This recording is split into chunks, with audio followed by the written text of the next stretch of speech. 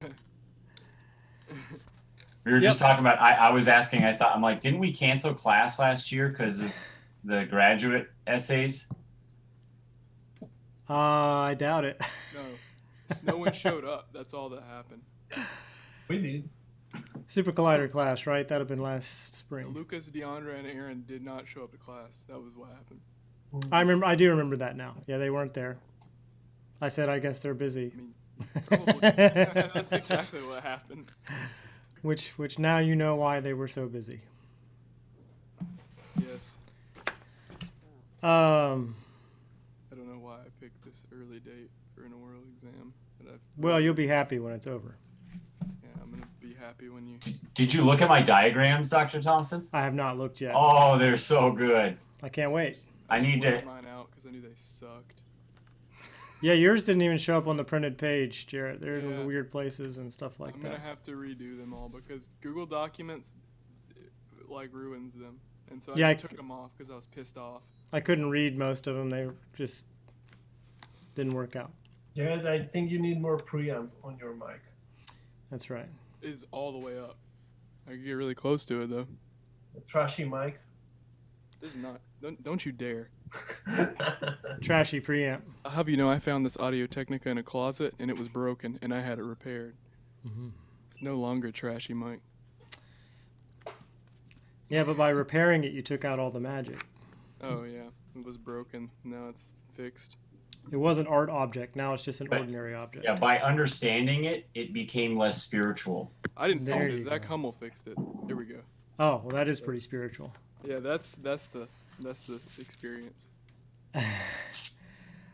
Okay, so I was very happy to be able to look into today's subject a little deeper, and quite pleased that we will talk about the people we're going to talk about, and namely, really, I got very fascinated with one person we'll talk about in the context of hybrid digital and analog systems. So, when we're dealing with analog, whether it's just video or audio, sound, music, we have this immediacy that we talked about last time, right? And we also have these modular control parameters. So voltages are just voltages. So we meet at the analog basis, as I would say. And through that, these systems that were made were able to take signals from an oscillator and plug them into a parameter that controls something in video, or a video parameter controlled by voltage could control an audio parameter, right? So we have this intermingling of signals in the analog world, and the big part of that was this real-time feel to it, you know. So camera straight in, manipulate now with the oscillator now, and it's happening in real time, and physical control over those things. But we should recall that even prior to this, in a different parallel universe, John Whitney is doing work in the 1960s on digital graphics, right? Where he has already come out of a film approach that was not real time, but had all the amazing analog computing stuff to make these images, and then goes to Bell Labs to work in digital, which is also not real time, right? There has to be a non-real time approach, and looking at mathematical formulas to generate the images, to sort of translate what he'd been doing intuitively into a more formal system. And so in some ways you could say that the arts are meeting at the mathematical basis there, describing themselves in terms of numbers. And then we kind of bring these two parallel universes together because in Sandin's work, Spiral 5, which we looked at last time, PTL, perhaps the last, we have Tom DeFanti with his GRASS system, the Graphics Symbiosis System, which produces vector graphics that can be rotated and scaled, much like we might do in Jitter, right? So we're able to define these things exactly, and then just use that as an input to Sandin's image processor, the analog specialized analog computing system, right? So specialized analog computer, right? Which is really like an analog machine that only processes these signals in the interest of audio or video. And what's interesting is that we could see that start to leak into popular culture, which is always dangerous because now exploration will die in the interest of commercialization. So where might we see the vector graphics with the ability at some point to interact with that digital system in real time, believe it or not, by rotating a sphere, for instance? So in 1977, what movie do you think that might have shown up in? At 77? 77. The Wiz. No. I don't remember any computer graphics in The Wiz. We're looking for you're asking about a Star Wars? Star Wars, there you go. So believe it or Death not, Star. the Death Star rotating in the air, and also the plans for flying the X-wings. Is that what they are? X-wings through the whatever. That was all done by Tom DeFante's GRASS system, stemming from this crazy weird art experience that everyone was having at the same time. And that's interesting. That's the most famous example. I think there were other examples, but that was the most commercially successful and the most well known. So in fact, the PDP computer that Tom DeFante used to do all that is in some museum somewhere because the University of Illinois Chicago Circle was going to just throw it in the trash heap. And someone said, that's a piece of motion picture history. And so it's still kept and actually still runs, which is amazing. And you can find that in a link that I posted onto the page for Folio today. It's in the Chicago Tribune, a video about it.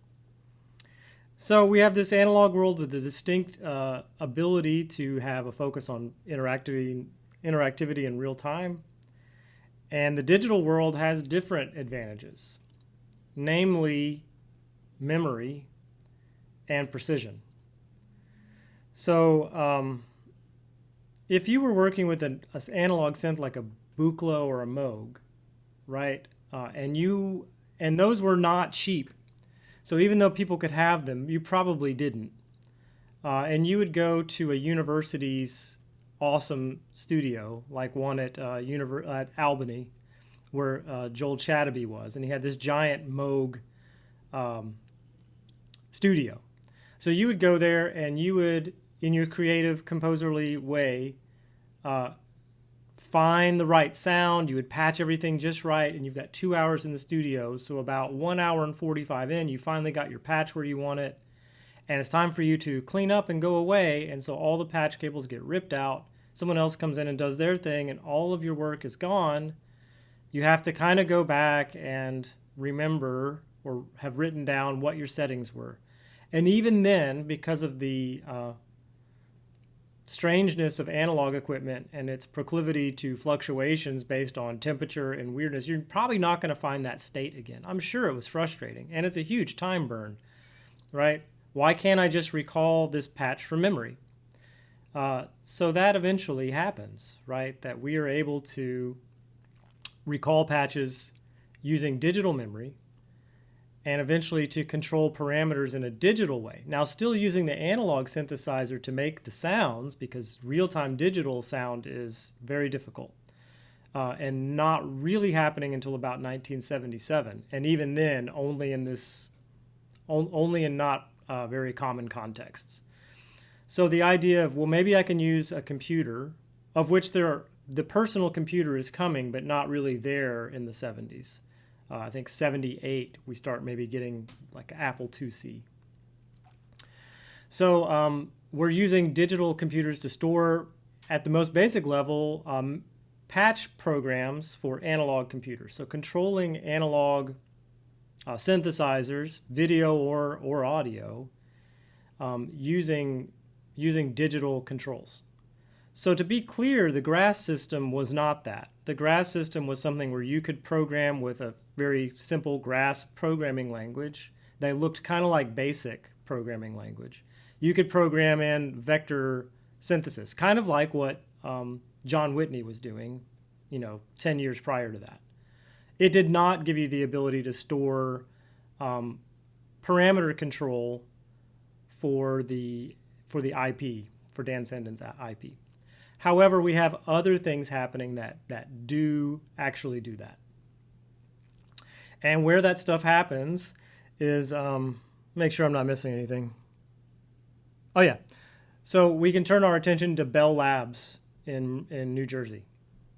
So Bell Labs is this incredible place where in the 60s they actually had a program called EAT, which was experimental art technology. Eat. Yeah, EAT. So Bell Labs, and that had people like Robert Rauschenberg, who's a famous artist, John Cage, all sorts of people brought in to work with the engineers and researchers at Bell Labs in order to explore how art intersects technology. So Bell Labs is not a state-funded agency. It is an industry. So very American capitalist. In other places, like in France, the exploration of musique concrète is done through state-funded manner. Here we had Bell Labs. And Bell Labs was as close to that as we'll ever get. It was pretty amazing that it was happening. So Bell Labs was interested in telephone technology, but also in many other things, including pure research into human cognition, memory, perception. So what they would do is hire people whose job could be multitude of jobs, but no expectation that there would be a viable product at the end of it. Only an interest in discovering the truth of perception, cognition, memory. What's happening? How can we research this?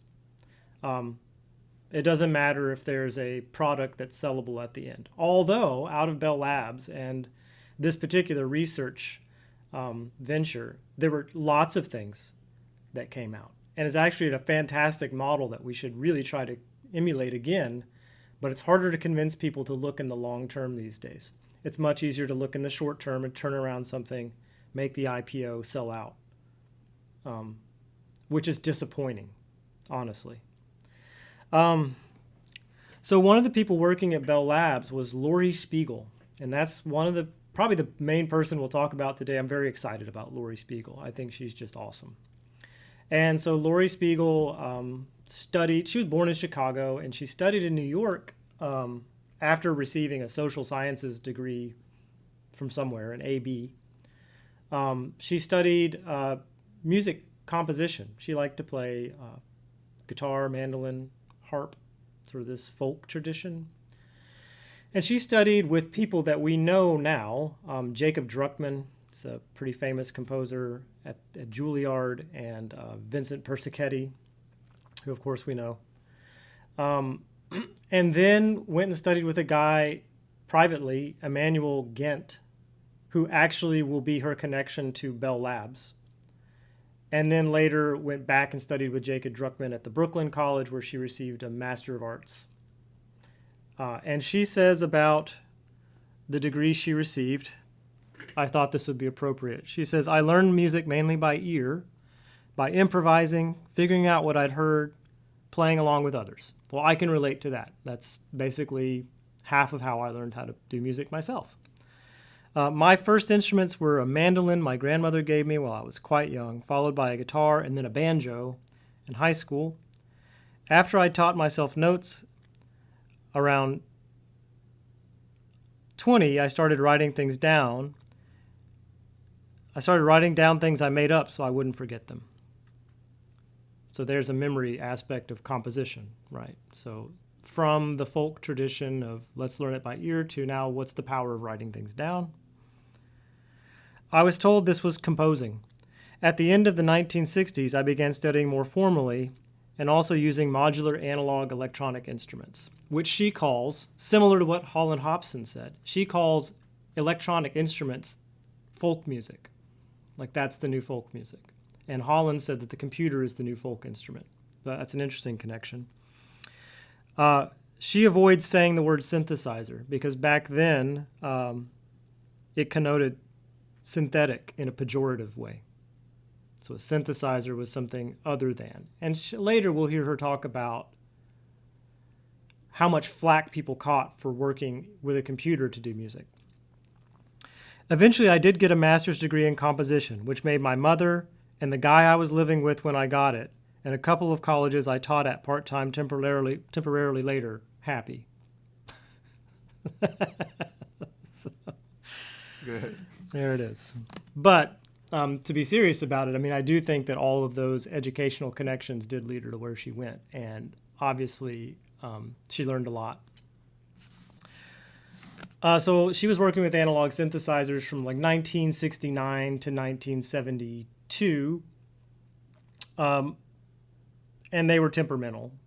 So the random factor that we treasure today in analog synthesizers and sort of their weirdness and their ability to not be exact and digital, which we have all the access to we could possibly dream of, or have all the access to that we need right now, maybe.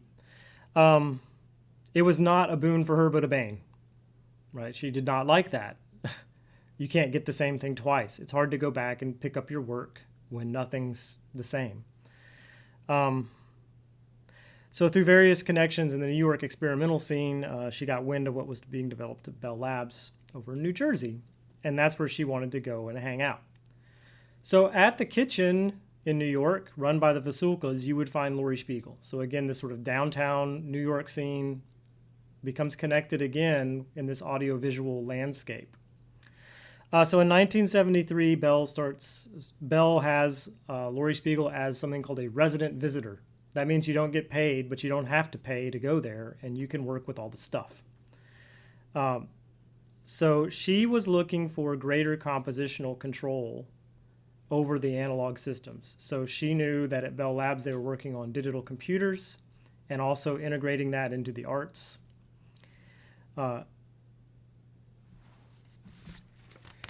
So, you know, at this time, this is kind of late after this, but it's still an amazing place where they have a whole wing devoted to pure research about cognition, perception, and memory in humans. So this quote is from a Pitchfork article that covers Laurie Spiegel. It's a very good article, actually, and I linked it in the document. It's detailed and long. So in the 1960s, Bell Labs also involved itself in the burgeoning interface between art and technology. In 1966, engineers from the New Jersey facility collaborated with artists and musicians like Cage and Rauschenberg for the famous 9 Evenings series. So that's a series that maybe should be on your radar. That took place at the Armory in New York. They developed performances and installations involving closed-circuit television, fiber optics and infrared cameras, portable radio transmitters and amplifiers, and other cutting-edge tech. So, Dr. Thompson, I Yes. was just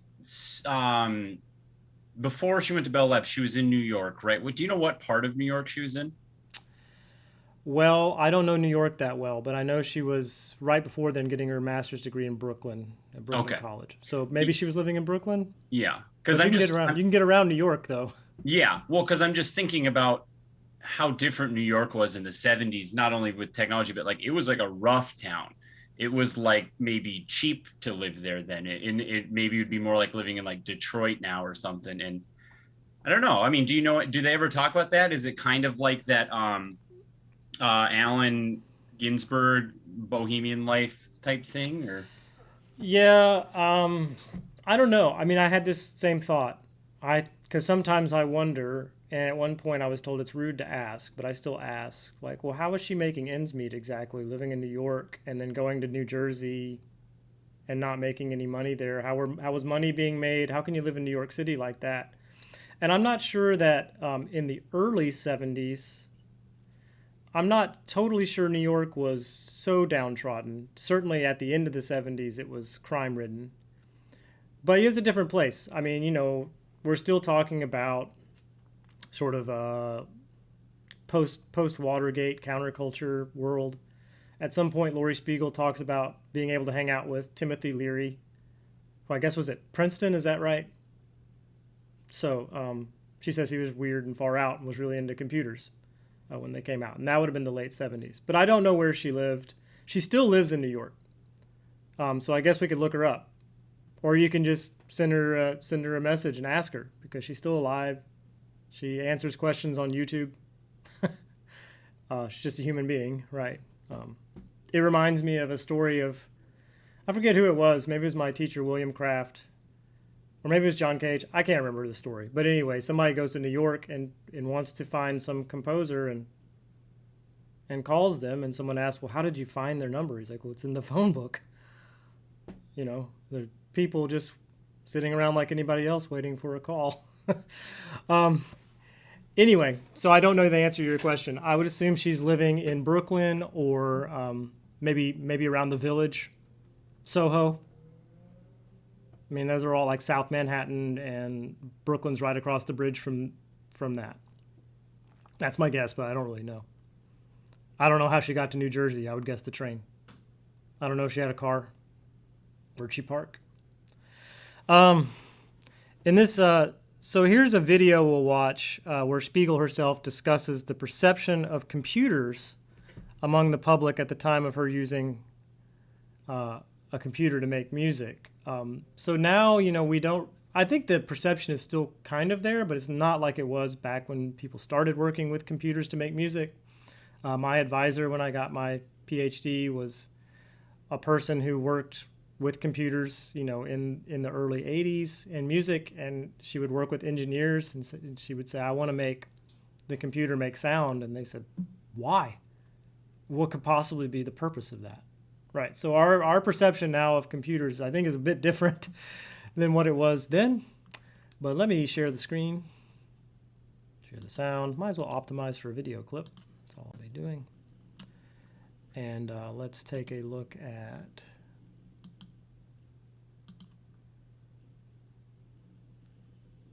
here, and we got to go to 6 minutes and some. There are 3 interviews with her on this Waveshaper TV. They're okay. They're fairly recent. You can tell that she was born in 45, so she's into her 70s now. That's close enough. Never been heard before. Sounds that could never have existed before. It was all new. On the other hand, you know, those of us who did that took a lot of flack. We were coming out of the period when computers had always been the sole province of unfriendly parties. I mean, the military had them, the insurance companies had them, the phone companies and large utilities had them, the government had them, but individuals didn't have computers yet. There were no personal computers. They had a very dehumanized and menacing persona to the general public. If you remember some of those 50s sci-fi films, like The Forbin Project was one. Computers, you know, they could take HAL in 2001. Computers were intelligent beings who were likely to totally want to destroy humanity. Anyway, so we took a lot of flack for dehumanizing music. The idea of using a logic-based system like that to create what had always been an intimate, personal, human expression was completely incomprehensible to most people, and it was very hard to convince people that this was a medium capable of being an absolutely wonderful, creative medium of expression.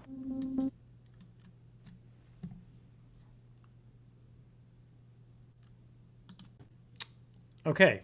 And, you know, we have remnants of that today. I hear this a lot, you know. Maybe you've heard it too.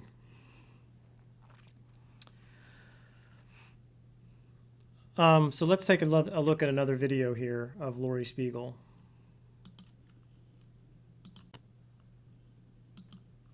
And this is from 1984.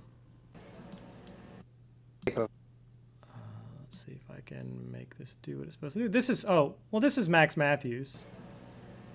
And so I'll pause for a second and say that Max Matthews is the father of computer music. He is the person that created the first music in language. So if you've ever used C-Sound or Super Collider or even Max, right? Max is named for Max. There's the guy that it's named after. And he developed a way of creating code that would make sounds on a computer, although not in real time until much later. So I'm going to skip what he has to say. Okay, Lori, how did it all start for you on computers and music? Well, computers as such, I was doing a lot of work with analog synthesizers in the late 60s, and I'd worked with tape recorders before that. I was doing a degree in conventional orchestral composition, and I had been working with, well, I'd gotten very excited about analog synthesizers for quite a number of reasons. I kind of loved them, but after maybe 3-4 years, I was pretty fed up with the fact that they didn't have memory. I wanted the best of all possible worlds. I wanted the same kinds of facility I had with a piece of paper, without losing the ability to really hear the sounds and have a much bigger vocabulary of expressive material of types that sort of could never be notated, let's say, a full range of possibilities sonically. And I wanted the logic as well as the memory. The ability to encode more or less a description as a general rule rather than making a whole bunch of specific notes. Okay, can you just define for me that, yeah? Okay, anytime. Okay, so you want to tell me just briefly how you got started with computers, what interested you in? I got involved with computers and music out of frustration and other ways of doing music in part, and also because of the incredible potential that they had for combining the best of all other worlds, let's say. The memory, the logic, the ability to actually interact with sound in real time began to be possible. The complete freedom to define any kind of world you wanted and work within it. And a different kind of general language for describing sound in which you're not limited to, well, let's say the way conventional notation is limited in your thoughts. I started really with the imagination and the need to express things in music, and the computer gave me a lot more freedom. Okay, just wait till the door's closed. Hear from Smex. And can you just give me a little definition of some of the vocabulary? What's the difference between an analog synthesizer and a digital synthesizer? Well, You first worked with an analog. yeah, analog synthesizers at that point were large modular systems. There were only a couple in existence. Don Buchla and Robert Moog had built them in the 60s, and they were very general and flexible. They worked by analogy, analog. Things were proportional to each other. It's a very different kind of logic from digital logic, which works with numbers and discrete sort of stepwise increments. And the level of logic complexity is rather more limited. The degree of spontaneous interactability, physical interface with an instrument was actually higher in general in the analog instruments. How has your music evolved in response to new technologies, or did you look at the technology and say, I can make this kind of music with it, or did you want to make this kind of music and then look for the technology? It's a kind of, there's a kind of a synergistic oscillation between the degree that the technology that you work with suggests possibilities to you and the degree to which you come to a particular technology because you already have envisioned something or want to express something and it's the right terminology. This is not really any different with computers or other electronic instruments as, say, the way you might be involved traditionally with writing for a violin versus a harp. Now, these are, or percussion battery, these are totally different characteristics of expression, and the more you work with one, the more it suggests things to you you might not have thought of had you not worked with it that extensively. But it starts nonetheless with some kind of an inner need to express something or a fascination with something that you hear or feel, want to pursue, an idea.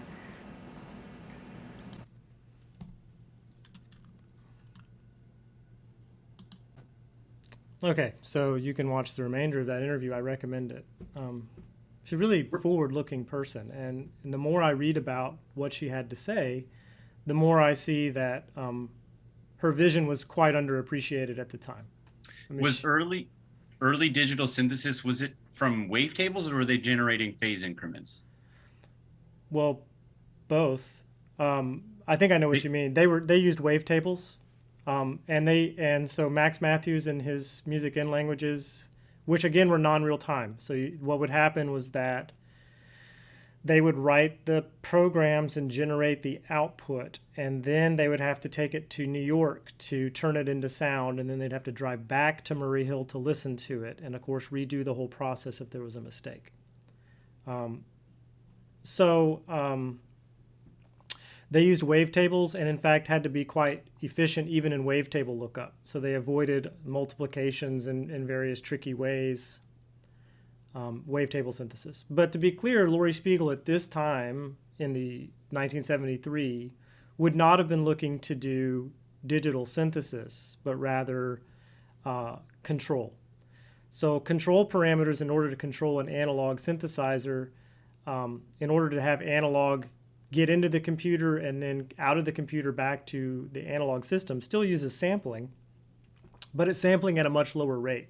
So the control rate only required, about 100 hertz as opposed to 44,000 hertz sampling rate. So in order to capture control data smoothly using a digital system, they had, I think, 100 hertz at first and then 250 hertz later. Pretty quick. So she talks about bringing something to the technology, and the technology then also inspiring you in some way, which I find that to be true myself, that there is this sort of, as she puts it, synergy and an oscillation between those two things that resonates and allows you to work further. So while she's at Bell Labs, she works with this system, and at the time it's kind of weird because software and hardware is all kind of called a system. And this system, the Groove system, is a little combination of that, but you would still have to program to make it work. So she worked with this thing called Groove, which was the generated real-time operations on voltage-controlled equipment. So a way of using a computer to generate control voltages for analog synthesizers, but not necessarily just that.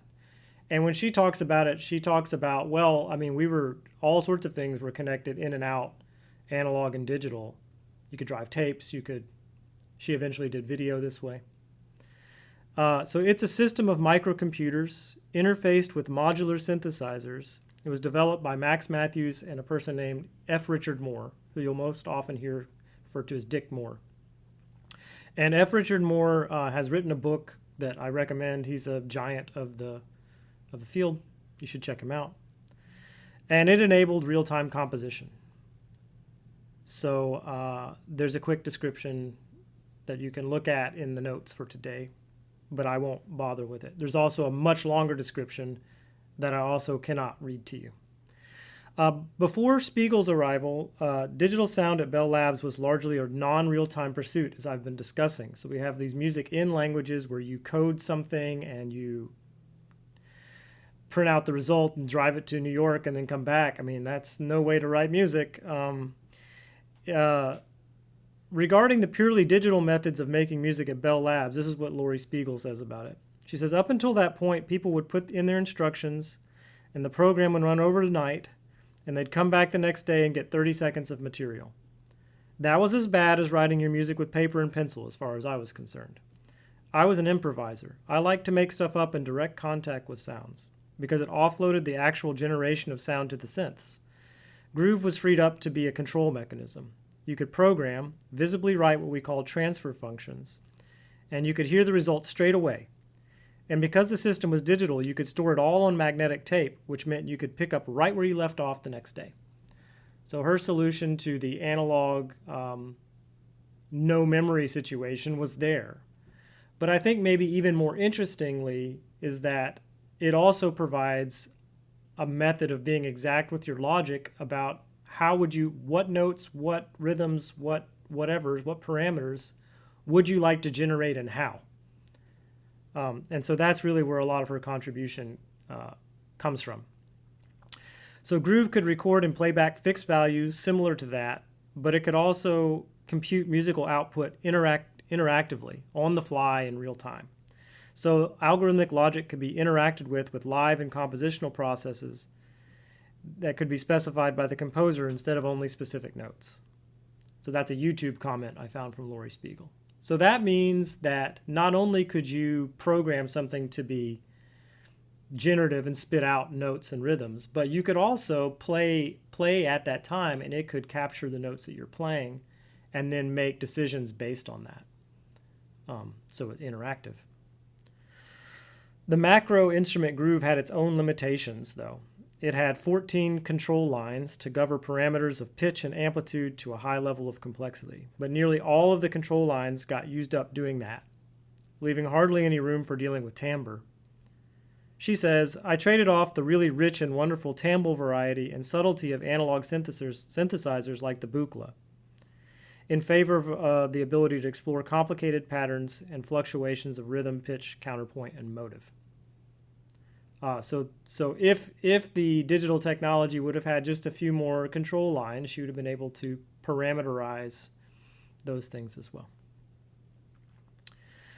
So what's interesting to us in this class, well, that's interesting, but even more apropos is that in 1974 onwards, she starts working with Groove as also something that does video graphics. And she calls it Vampire, for Video and Music Program for Interactive Real-Time Exploration and Experimentation.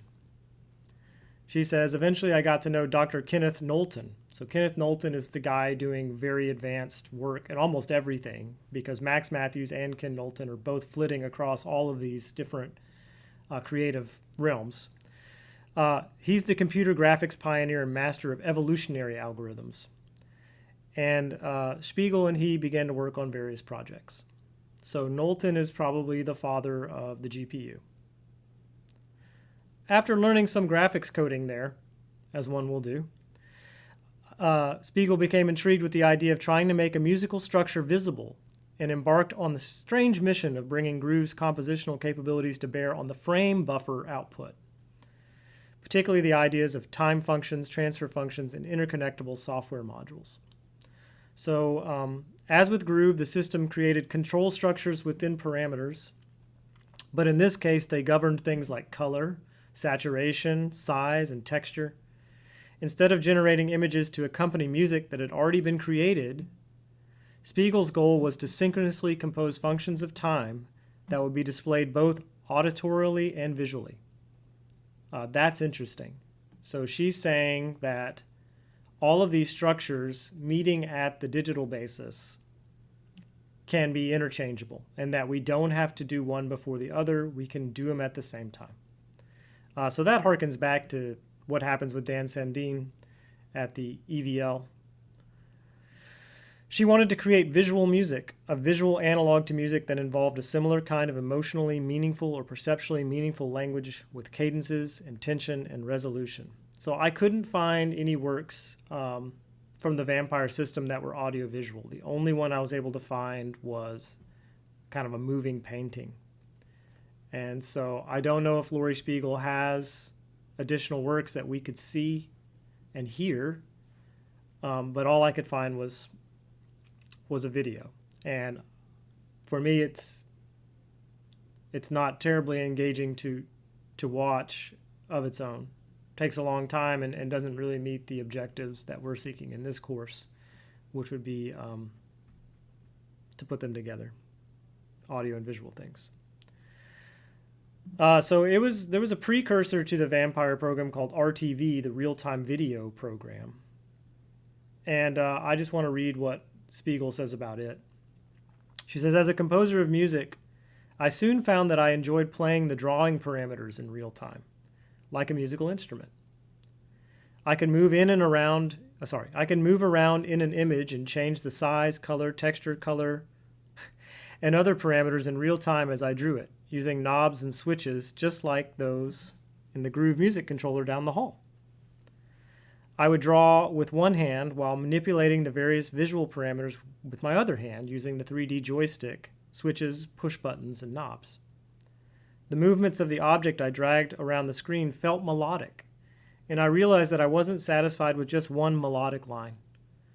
In audible music, I had loved the counterpoint best, so I wrote in another real-time interactive device to play. It was a square box of 16 push buttons for standard musical contrapuntal options.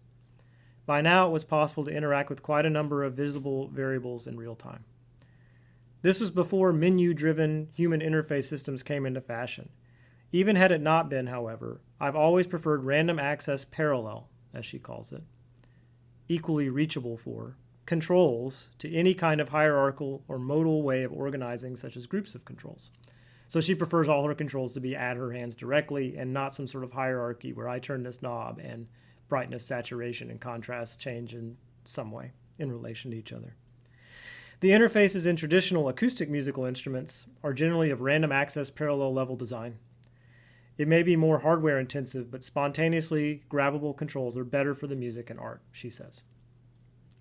And with regard to the Vampire program, she says, with that many parameters to control in real time, I had arrived at the same difficult stage in visual improvisation at which I had found myself needing to switch over from improvising to composing in audible music several years earlier.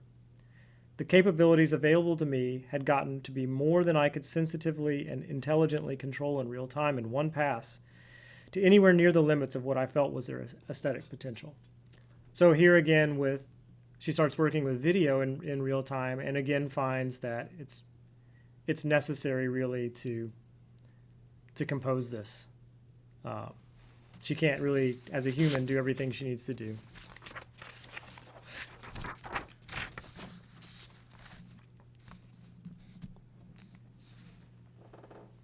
All right, and there's more that she says about that, but I'll leave that to your reading. So that's Spiegel's work with Groove, which she is not the most known for. That's not the thing she's most known for, actually. We'll get to that in a minute. And she's been working at Bell Labs at this point, basically unpaid, but with unfettered access to everything. And she actually makes an album of all of her work that she did at Bell Labs called The Expanding Universe, which I do recommend having a listen to. It's like 1973 through whenever that she was working at Bell Labs. And you can hear the results of this, which are really quite interesting. So Spiegel's work is unique in that she is not the type of person to go for the Boulez sort of stark and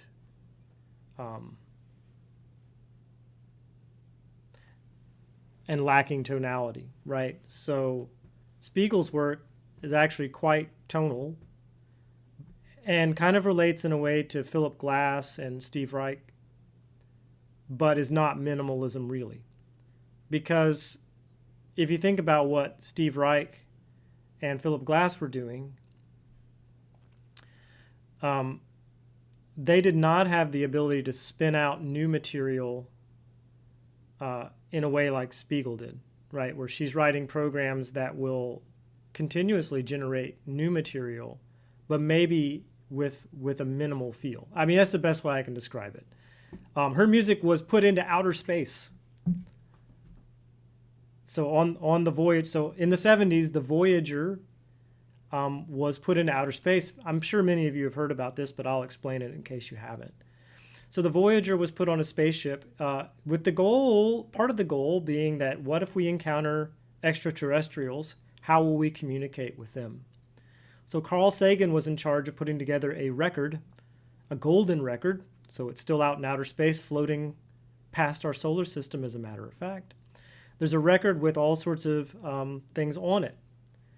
And so there are different types of music. And one of the pieces of music chosen was Laurie Spiegel's sonification or musification of Kepler's Music of the Spheres scientific idea. So the reason Carl Sagan chose this was because sound is data, right? So it has the best chance of being deciphered by someone who has no knowledge at all of human civilization or culture. It's just data, and actually that sound is describing mathematical data. So it is the purest sort of information form at that point. So somewhere past our solar system now, because Voyager did exit the solar system, There is a golden record with Laurie Spiegel's music on it, along with other music, which is fascinating to think about. And then it's fascinating to think what would happen if an extraterrestrial actually came in contact with that. They may not be able to listen, but that information is still etched into the vinyl. Amazing. And she talks at some point about getting the call from NASA. They just called her, and it was forwarded to a phone. She was somewhere else. They said, "This is NASA. We'd like to put your music on a record. It's going to be flown into outer space." She said, "Who is this?" You're going to have to send me a Amazing. letter on letterhead for me to believe this, but it was true. Anyway, so that's going on. And then in 1977, she gets hired by Bell Labs, because Bell Labs at this point has made a digital synthesizer. And the digital synthesizer is the Hal Alice synthesizer. It is something that does not use analog technology, right? So it is digital in the purest sense. It is portable. They say it's, I think they called it portable. It weighs 300 pounds. It's this giant machine. And it does additive synthesis. It can also do crazy things like sound transformation through it. It's an incredible machine. But what they need is someone to maybe explore its creative potential. And it's supposed to be shown to people in Hollywood. And so they have this big date they have to get ready for, and Laurie Spiegel is going to compose and perform for it. So she writes a program for it based on the work she's done. And this sort of program is able to generate notes in response to what she plays, generate timbres. There's all sorts of technical details about the synthesizer, but I think maybe it's most interesting to just listen to a performance she did on it, and then we'll briefly listen to a more dry explanation, and then someone else playing the program that she wrote on it. So let me dial up old Hal Alice.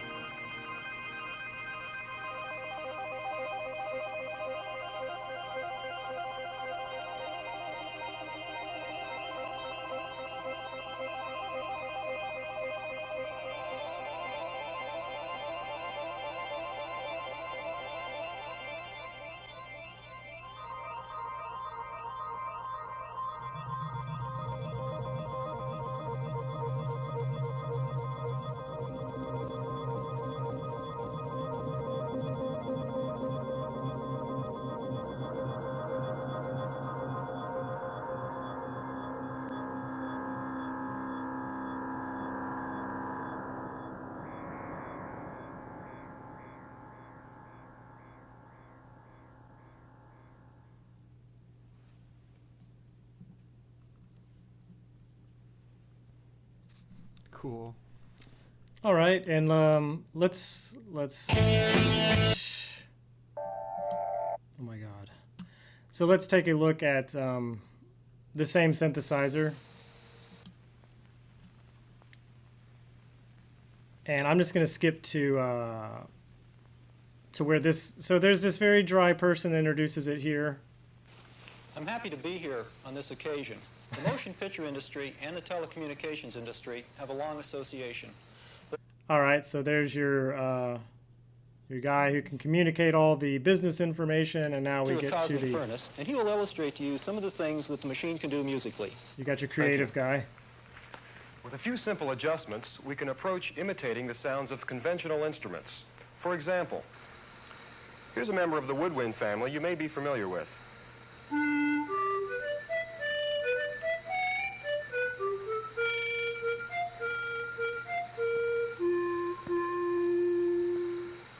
Built into this keyboard is a position sensing device which allows the processor to respond to the true touch dynamics of the performer.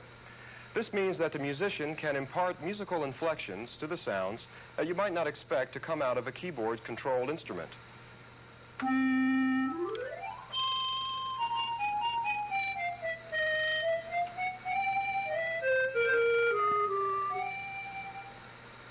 We can try another family of instruments. Let's go to the brass family.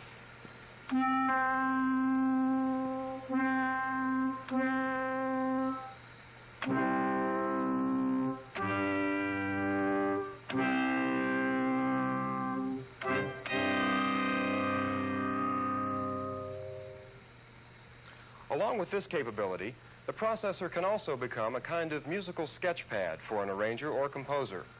Without having to use a tape recorder, the musician can play a series of notes and store them within the machine's memory. He can then have them played back automatically and make tempo or voice changes. I'd like to show you how an arranger might go about using this feature. First, we'll store this sequence of notes.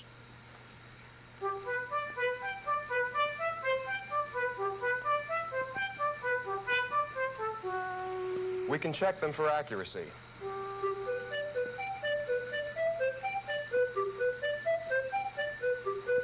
And add another part.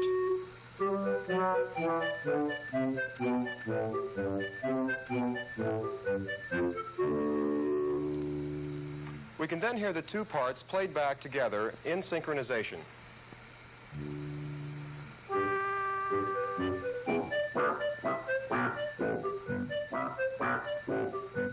And add a live part.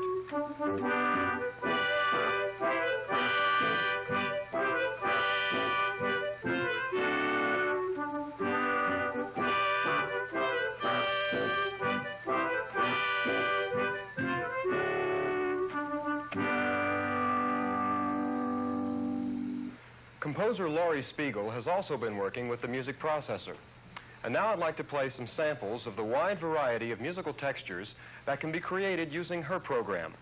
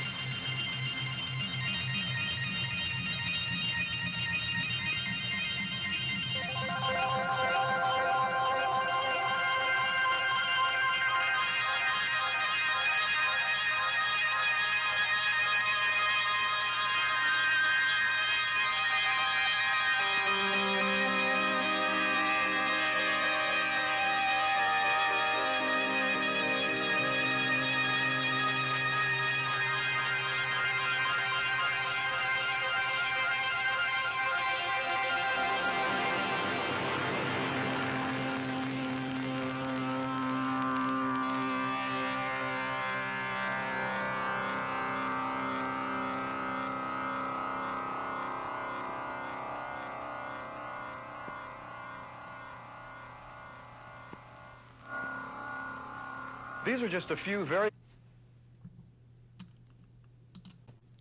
Okay, so that's pretty interesting stuff. To me, it's a good lesson about the dangers of not allowing a technology to go where it points.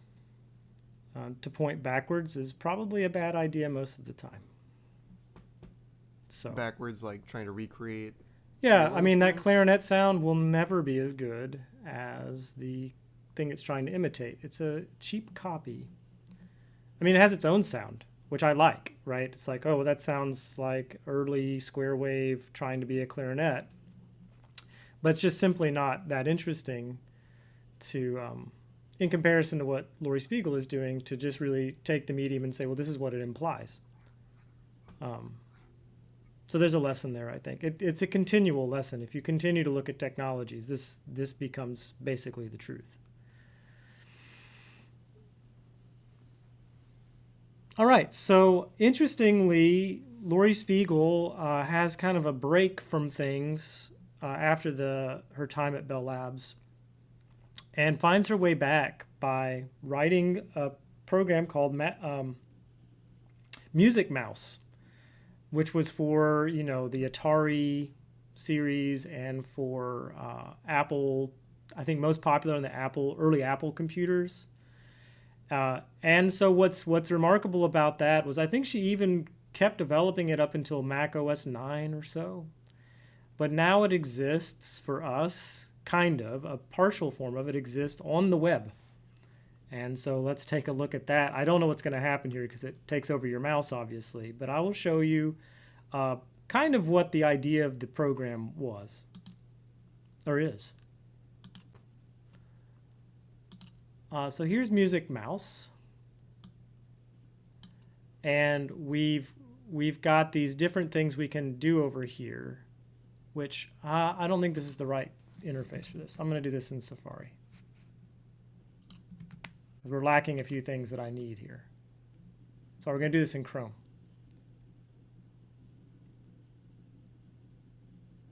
The interface looks like a very similar interface to last week's.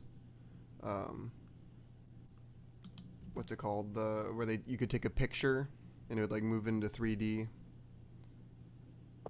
Oh, right. I was thinking it looks like Sacred Harp shape note positioning for a choir.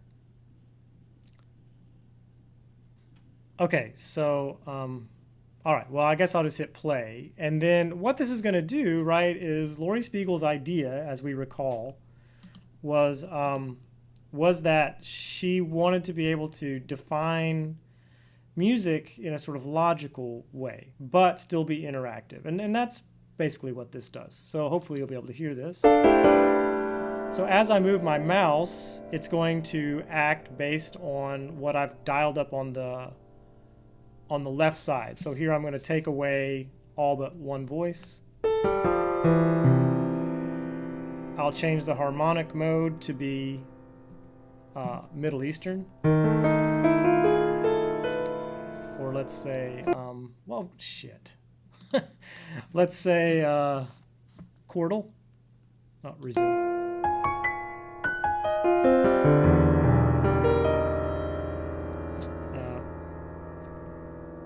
Octatonic.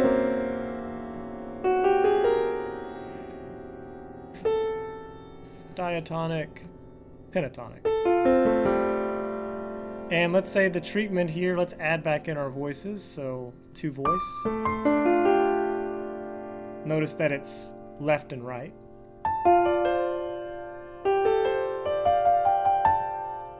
And we'll add in the 3rd voice.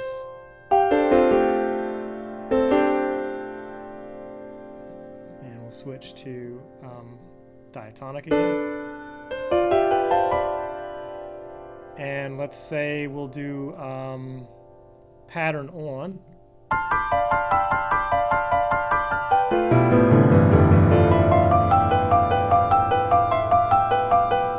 Or pattern off. We could change the pattern.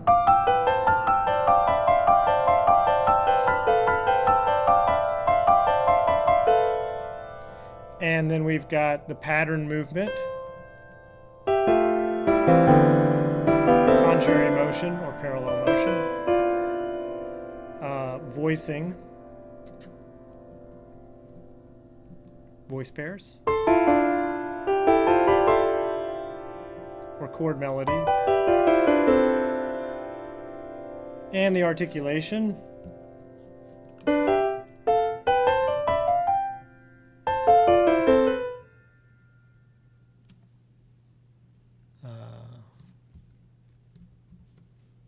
Velocity, tempo, etc. Not sure what group this.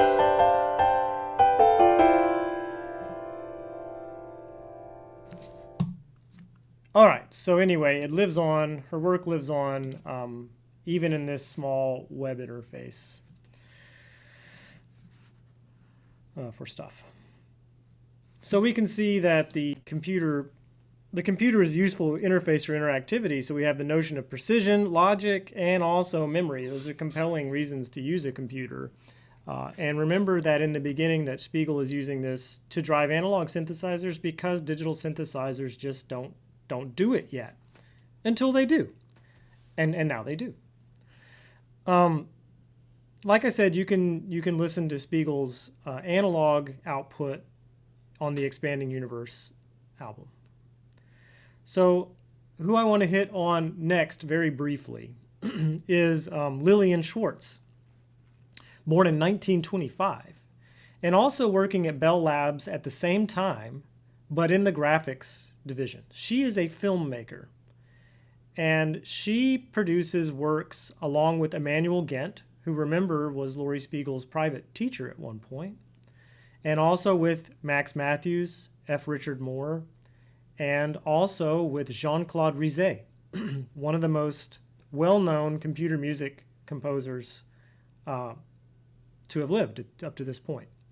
So Jean-Claude Rizet is working with Max Matthews' music in type languages, and in 1973, there's this piece called Mutations, for which Lillian Schwartz is going to do the image, the film for. So at this point, Lillian Schwartz is not working purely in the computer, but is using the computer more like as another source, kind of like GRASS was used for the Sandin IP. So she makes art along with the engineers and scientists with a light pen. So she draws onto the screen and has ideas that she wants implemented that challenges the programmer and engineer to think differently. And is a good example of a creative person's role in a place like that, in that they really do push boundaries. And that's what art and music can be really good for, is testing limits and being a test case for extreme expressivity needed for machines. So let's watch The Artist in the Computer, which focuses on Lillian Schwartz.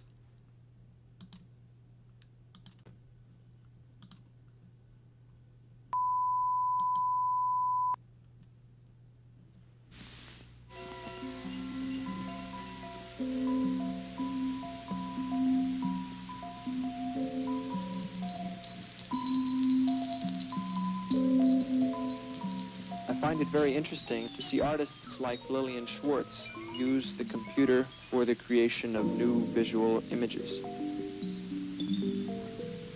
I, as an artist, have to bring to it the imagination, intuition, and emotion that I would bring to any work of art.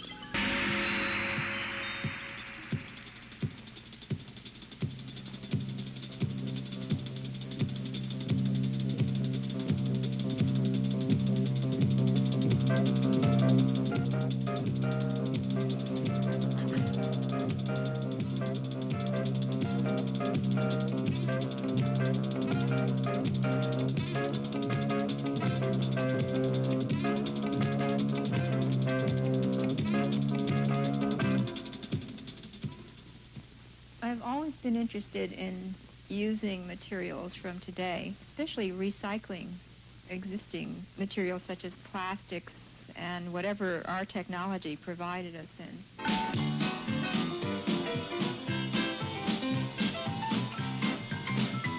Proxima Centauri. Very soon after that, I realized the potentials of this medium for film. I find it still an awesome experience to use a machine that one can't even fathom the speed. When you speak of nanoseconds, you can't even grasp how fast this machine can work. One of the engineers I've been working with is John Patberg. Computer graphics is applied to the problem of designing and documenting electronic circuits. The advantages of using the computer are its capabilities for remembering, for storing in the machine, and playing back to you what you have in your mind. In working with an artist, you gain new perspectives about using computer graphics. The light pen is an input device used exclusively for computer graphics. You have to think a great deal in using this tool, but you still bring to it the same intuitive approach that you would with oil painting. The only thing that's missing here are the smells of the paints. The end product off the computer is not a completed work at all. The artist using the computer as a tool in filmmaking must be knowledgeable of the craft of film. It necessitates a tremendous amount of editing, knowledge of color, optical effects, the ability to combine sound and picture.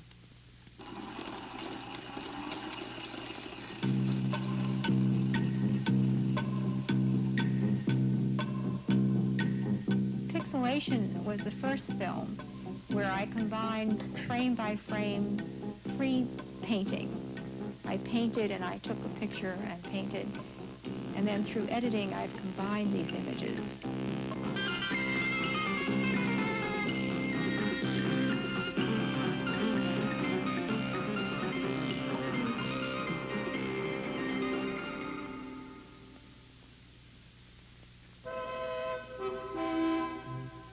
Olympiad was a study in man running.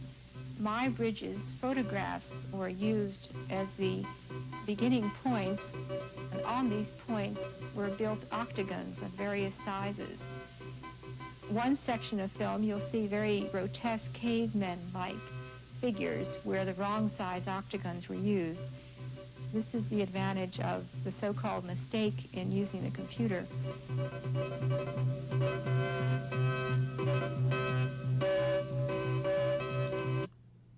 Okay, so I thought that part was interesting, that mistakes in computers are important, and just her general combination kind of hits the mark here of a hybrid system.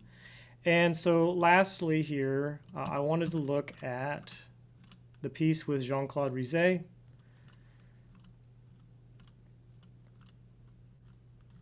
I've missed it.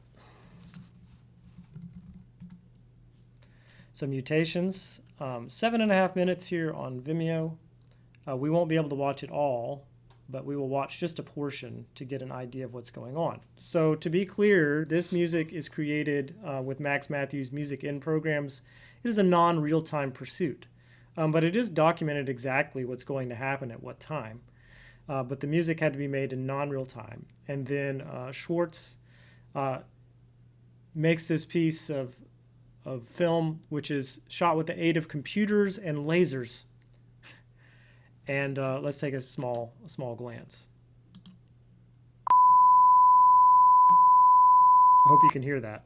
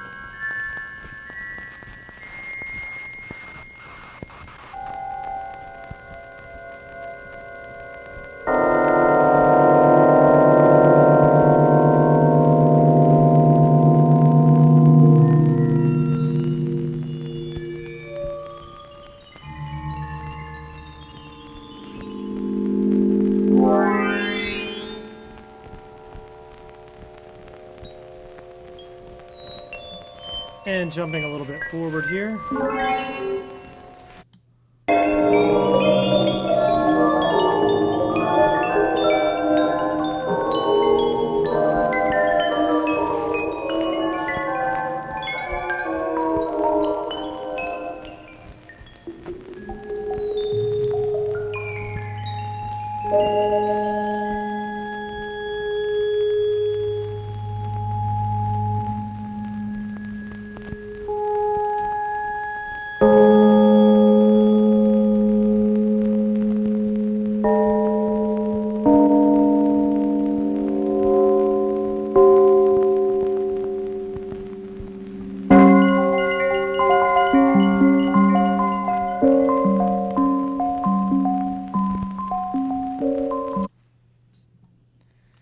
Okay, so I'll encourage you to watch that this week. It's a good piece. All right, and she has 30 films on her website, along with lots of videos. So if you're interested in Lillian Schwartz, then you can find her film there, which is actually pretty interesting from the perspective of being great film, and also that it combines with computer music created at Bell Labs at the time from Max Matthews, Richard Moore, Emmanuel Gent, and others. And so that's all the time we have for today. I did have on this particular day what I knew I wouldn't have time for, but we'll get to it next week, where we start looking at what happens in the very late 70s to early 80s with the introduction of all of these sort of visual things that have been really the esoteric realm of the arts, and they start becoming put into digital effects and become available to television stations to make commercials and logos. And how do artists then interface in that way? Because up to this point, it's been up to the commercial realm to try to figure out how to use the artist's dreams. And now with the commercialization of these tools and their very high expense, artists tend to work in television stations now and make their art that way. So it's an interesting look into what will happen next with Rensselaer Polytechnic Institute's Visualization Laboratory and Vibeke Sorensen, Dean Winkler, and Tom DeWitt making some really interesting and really quite fashionable now retro-looking video art that uses computers and television equipment. So the computers will be quite specialized and not general purpose yet. All right, with that, I will let you go after today's long journey into Laurie Spiegel's work and a brief journey into Lillian Schwartz's, and I will see you on Thursday, if not sooner. Thank you so much. That was fun. Yeah, anybody have any comments? I mean, I'm not in a hurry.